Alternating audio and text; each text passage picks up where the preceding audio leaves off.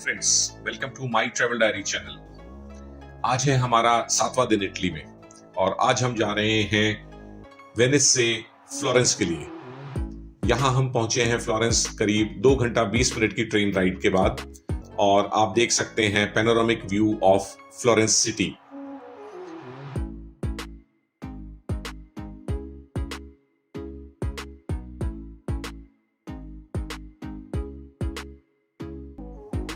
Florence में हमारी पहली डेस्टिनेशन है पोंटे वेचियो ब्रिज।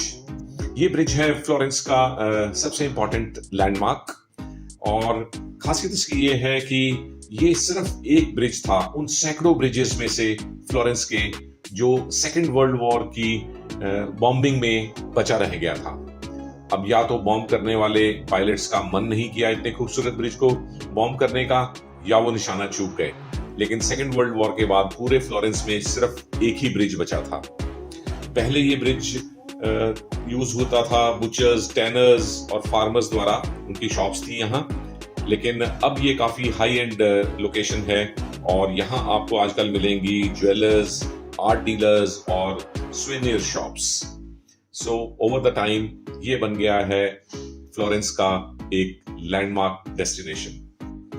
हमारी सेकंड डेस्टिनेशन है कैथीड्रल ऑफ सेंटा मारिया। ये है, जैसे आप देख सकते हैं, एक ह्यूज बिल्डिंग। इनफैक्ट ये है एक बिल्डिंग कॉम्प्लेक्स जो बनना शुरू हुआ था 1296 एडी में और ये कंप्लीट हुआ करीब 140 साल के बाद 1436 एडी में।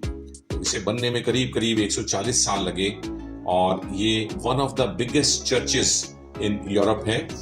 और आर्किटेक्चर के हिसाब से ये गॉथिक स्टाइल से बनाया गया था और इसका जो डोम है वो अपने समय में ब्रिक से बनाया हुआ वर्ल्ड का सबसे बड़ा डोम था।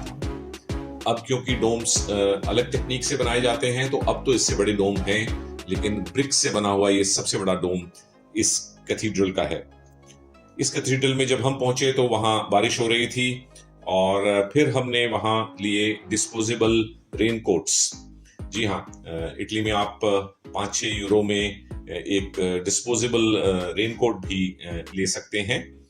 और ये पूरा कॉम्प्लेक्स एक्सप्लोर करने में हमें करीब 2 से ढाई घंटे लग गए, क्योंकि यहाँ 3 मेन बिल्डिंग्स हैं जो कि यूनेस्को हेरिटेज साइट्स हैं।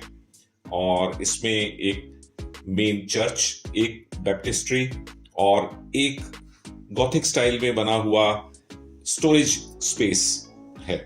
और अब हम पहुंचे हैं फ्लोरेंस की एक और इंपॉर्टेंट बिल्डिंग देखने के लिए। ये है प्लाजो वेचियो। ये एक्चुअल में ओल्ड टाइम्स में कई ड्यूक्स का पैलेस रहा है। अलग अलग ड्यूक्स ने इसे समय समय पे पैलेस की तरह यूज किया है और अब ये बन गया है फ्लोरेंस सिटी का टाउन हॉल। तो यहाँ की म्युनिसिपैलिटी की मीटिंग्स होती हैं और ऑफिसेस हैं। हालांकि यहाँ अब भी कई पुरानी पेंटिंग्स और म्यूरल्स डिस्प्ले पे हैं। यहाँ एक माइकल एंजेलो की जो फेमस स्टैचू है डेविड, उसकी एक कॉपी भी रखी गई है। तो ये एक इम्पॉर्टेंट म्यूजियम है और टाउन हॉल भी है इस सिटी का।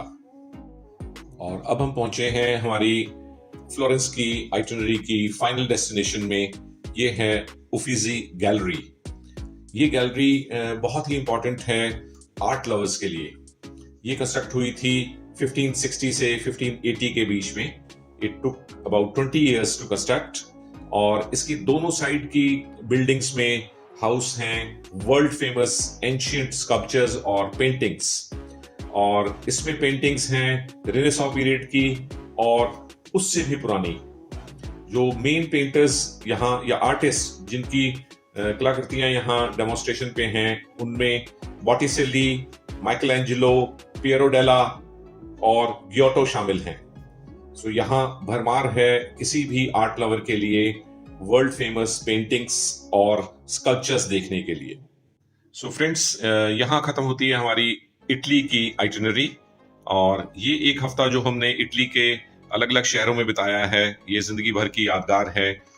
इटली का सफर यहीं खत्म करके हम लोग कल वापस जा रहे हैं इंडिया और फिर निकलेंगे अपनी अगली डेस्टिनेशन के लिए। तब तक keep watching and thanks for watching.